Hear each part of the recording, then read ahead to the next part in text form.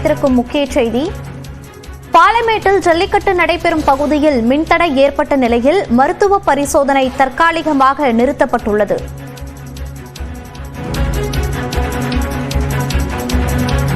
இதுகுறித்த கூடுதல் விவரங்களோடு இணைகிறார் நமது செய்தியாளர் சங்கர். விவரங்களை பதிவு பண்ணலாம்.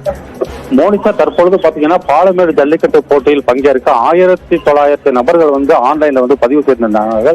இதுல 900 நபர்கள் தேர்வு செய்யப்பட்டு அவர்களுக்கான மருத்துவ பரிசோதனையானது காலை 5 மணி முதல் இருந்து நடைபெற்று வருகிறது. அந்த ஆன்லைன் பதிவில் தாங்கள் முன்னே சென்று டோக்கன்களையும் பனியன்களையும் பெற வேண்டும் என்பதற்காக வீரர்களுக்கு இடையே ஒருவருக்கு ஒருவர் தள்ளுமுள்ளானது ஏற்பட்டது.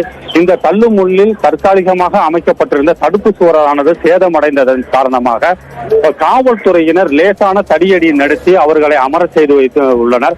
அதே போல் மருத்துவ பரிசோதனை செய்யும் இடத்தில் மின்சாரமானது துண்டிக்கப்பட்டு உள்ள காரணத்தினால் முதல் பேஜ் இன்னும் இறங்காத காரணமாக உள்ள நிலையில் இந்த மின்சாரம் துண்டிப்பு காரணமாக மருத்துவ பரிசோதனையானது தற்சமயம் 20 நிமிடங்களுக்கு மேலாக நிறுத்தி வைக்கப்பட்டுள்ளது.